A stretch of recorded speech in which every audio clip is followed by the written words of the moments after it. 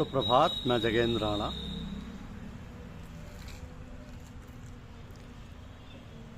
क्रिया की प्रतिक्रिया, यह है आज की हमारी आध्यात्मिक चर्चा का विषय। क्रिया की प्रतिक्रिया। जिस भाव से हम जो क्रिया करते हैं तदनुसार ही उसका फल होता है, किंतु फल को किसने देखा? क्रिया तो अब हो रही है, फल का भोगा कौन जाने। आपको भूख लगी है, आप खाना खा रहे हैं, खाने की क्रिया आप कर रहे हैं, प्रतिक्रिया तुरंत होती है, पेट आपका भर जाता है। इसी प्रकार बहुत से कार्य ऐसे होते हैं जिनकी प्रतिक्रिया तुरंत मालूम हो जाती है। आपने सुना होगा ए गिल्टी कॉन्शियंस इज जबर सस्पिशियस। तो जो अपराधी होता है उसको हर समय भय लगा रहता है कि हमारी बात कोई कह ना दे। ऐसा तो नहीं है कि किसी ने देख लिया हो, जान लिया हो, गलत काम की यह प्रतिक्रिया ही है कि आदमी हमेशा शंकित रहता है और खुलकर ना कहीं जा सकता है और ना बातचीत कर सकता है। तो हम जो विचार करते हैं, हमारे अंदर जो भाव उठते हैं, वे केवल हृदयाकाश में ही गूंजते रहते हैं, ऐसा नहीं, वरन बाह्य आकाश में भी हिलोरें भरते हैं। हमारे भावों को, विचारों की धाराएं, लहरियां निकल निकल कर अंतरिक्ष में इधर उधर मंडराती रहती हैं और जहां अनुकूल वातावरण पाती हैं जाकर छापा मारती हैं, और जहां से चलती हैं वहीं आकर फिर समय पाकर टकराती हैं और न जाने कितना भयंकर रूप धारण कर विस्फोट पैदा कर देती हैं। तो हम ध्यान, दैवी प्रकोप, दैवेक्षा जिसे कहते हैं, दैवी ध्यान, दैवी प्रकोप, देवेक्षा जिसे कहते हैं, वो क्या है? हमने जो कर्म किए हैं, हम जो कर्म कर रहे हैं, उनका फल भी हमें भोगना है, ये बात तो निश्चित है। पर कब, कहाँ और कैसे भोगना होगा ये कोई नहीं जानता। इसका नियामक तो ईश्वर ही है। इसका अर्थ है नियमन करना, हर चीज़ को व्यवस्थित रखना। मनुष्य जो काम करता है उसका फल कब, कहाँ और कैसे भोगना, ये बातें ईश्वरीय नियमानुसार व्यवस्थित क्रम से समय समय पर घटित होती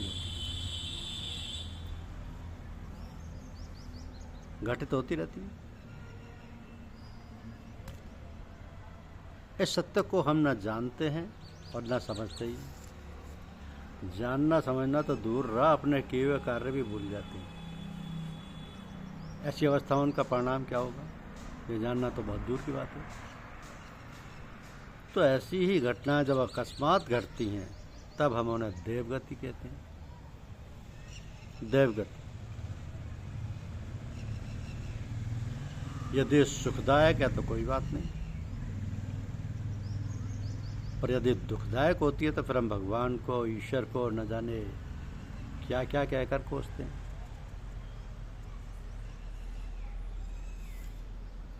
तो ये जो दुख हैं, आपत्तियां हैं, विपत्तियां हैं, ये हम सब लोगों के ही भोग हैं,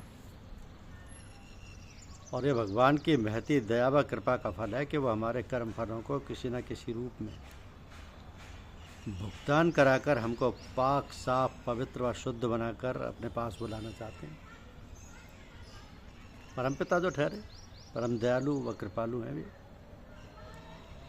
पिता तो अपने पुत्र को अपने पास ही रखना चाहता है, दूर होने पर अपने पास बुलाना ही चाहता है।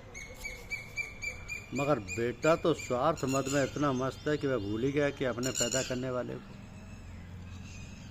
परवरिश करने वाले परमपिता परमात्मा को, पर वो अपने कर्मों को क्या याद रखेगा। तो इस प्रकार दुष्कर्म का फल भोगने पर भगवान को गाली देकर उसके मत्थे दोष मढ़कर अपने दिल को वो दिलासा मात्र देता है। अब आनंद तो उस परमपिता परमेश्वर के पुत्र बनकर रहने में ही। ऐसा करने पर वह स्वयं हर बात का ख्याल रखेगा। और आपको पूर्ण की ओर ले जाएगा। तो जो कुछ यहाँ हो रहा है उसकी इच्छा में प्रसन्न रहना प्रसन्नता का द्योतक है। यही कल्याणकारी है हम सब के लिए। क्योंकि आम तौर पर लोगों को शिकायत रहती है कि हमको साधना करते हुए वर्षों हो गए, मगर हालत में सुधार कम मालूम पड़ता है। अब दो बातें हैं इसके लिए। पहली बात तो यह है कि अपने हाल का पता ना चले, वही अच्छा है। जो रास्ता चलने के लिए बता दिया उसे पर चलते रहना, सदगुरु की आज्ञा का पालन। फिर तो यह फर्ज उसी मार्गदर्शक का है कि वह स्वयं निश्चित करे कि वह आपको किस रास्ते पर ले जा रहा है। और ये तो उसके मौज की बात है। हो सकता है कि वो ऐसे रास्ते से ले जाए जहाँ कोई तमाशा भीड़ नहीं है। फिर साधक को ये कैसे मालूम होता है?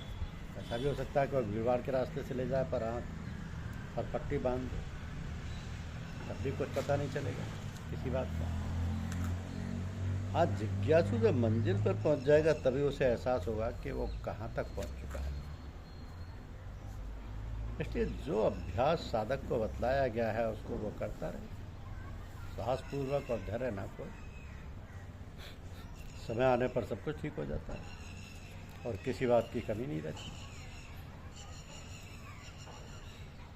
इसके अलावा दूसरी बात यह भी है कि वो ये है कि अभ्यास तो बतला दिया, मगर उस पर यदि नहीं चलते तो प्रगति कैसे होगी? वस्तुतः यह बात तो अभ्यासी स्वयं समझता है कि वह बतलाए हुए अभ्यास पर चल रहा है अथवा नहीं। और यदि चल रहा है तो उसे ये अनुभूति होती है कि वो किस दिशा की ओर जा रहा है। आवश्यक नहीं कि उसे साधना के समय हर मुकाम की बातें मालूम हो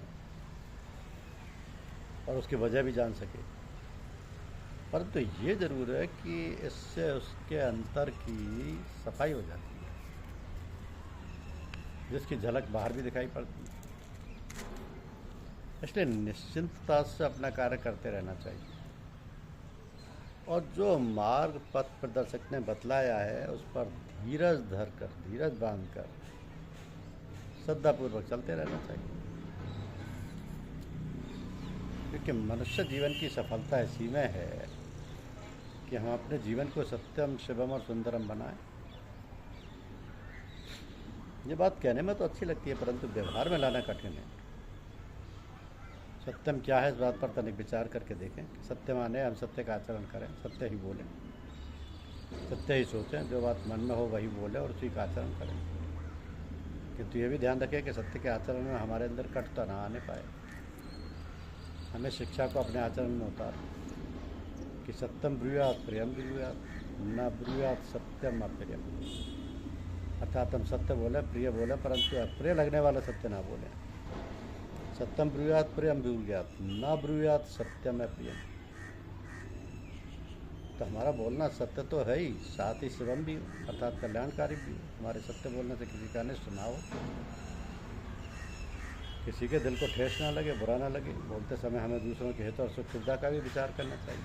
सत्यम व शिवम के साथ साथ हमें सुंदर का भी पालन करना चाहिए। तो सुंदर क्या है? जो अच्छा लगे, जिसे देखकर वह सुनकर दिल प्रसन्न हो जाए और अंतःकरण में ये भाव प्रकट होने लगे कि वाह, भगवान की कैसी दया कृपा है, कैसा मनमोहक, दिल को लुभाने वाला सौंदर्य प्रदान किया है। सुंदरम में ओतप्रोत मनुष्य को देखकर व्यक्ति अपने को कृत्य मानने लगता है। साधारण मनुष्य को भी अपनी जीवनचर्या ढालने के लिए अपने इष्ट के उदाहरण को अपने सामने रखकर जीवन का निर्वाह करना चाहिए, ताकि उसका जीवन भी सत्यम, शिवम, सुंदरम से ओतप्रोत हो सके, ओतप्रोत हो सके।